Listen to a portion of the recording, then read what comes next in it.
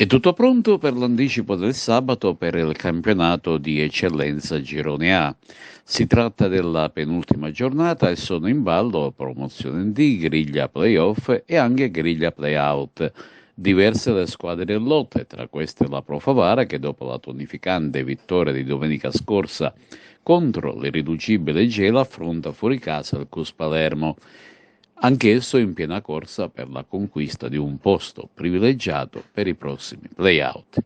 Discorso diverso per la compagine del tecnico catalano, che deve mantenere le giuste distanze dall'Enna per avere la certezza di partecipare ai prossimi playoff. Dell'Agregas ne abbiamo parlato abbastanza ed il Gigante ha solo un obiettivo da centrare, e cioè quello della vittoria sul campo del Don Carlo Misilmeri, onde evitare brutte sorprese.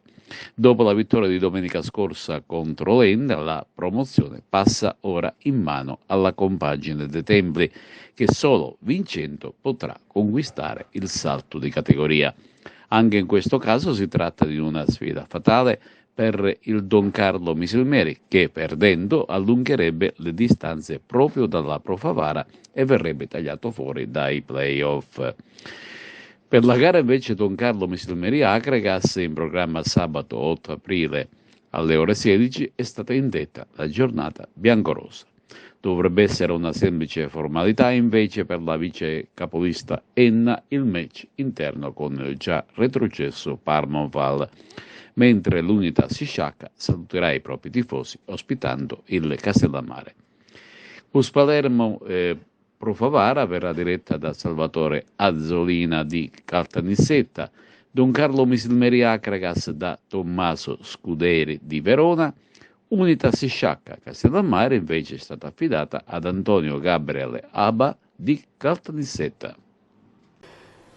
Mister, domani sabato santo l'Acragas giocherà in trasferta contro il forte e temibile Misilmeri. È la gara più importante della stagione? Sì, assume un'importanza particolare anche perché arriva in un momento della stagione dove dopo la vittoria di domenica ci siamo messi di nuovo davanti. Sappiamo che mancano 2 gare, sappiamo che la quota per la promozione è irraggiungibile, sappiamo di affrontare un avversario che ha grande motivazione come noi, ma noi dobbiamo essere bravi a mettere quella voglia in più. Voglio vedere una squadra con fame, voglio vedere una squadra che mira l'obiettivo. Affrontiamo uno degli organici migliori. All'inizio, assieme a noi, all'Enna e alla Mazzarese, erano gli organici che dovevano lottare per la vittoria del campionato. Poi purtroppo una vince e le altre fanno i playoff. Loro sono ancora in lotta per la griglia dei playoff, e quindi sappiamo che andremo a trovare un avversario motivato, un avversario forte nell'organico, nell'individualità, un avversario molto mobile, un avversario con una chiara impronta professionistica in via per il fatto che il proprio allenatore è uno che ha fatto tante presenze nei campionati professionistici di Serie A, e quindi c'è tutto per mettere la massima concentrazione.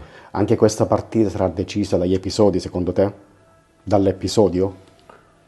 Io credo che le partite possano essere risolte dagli episodi, però alla fine la differenza la fa il gruppo, la fa il collettivo.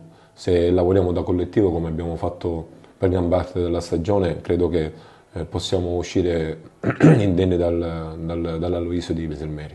Assente Garufo, recuperi Mannina, poi tutti gli altri sono in ottime condizioni fisiche. Sì, la squadra sta bene nella testa, che è quello che conta di più.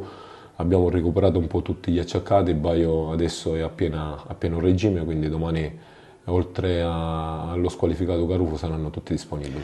Si gioca a Misilmeri e saranno presenti 300 tifosi dell'Acragas. Mi auguravo di un finale di stagione del genere dove il pubblico ci sta dando quella spinta in più.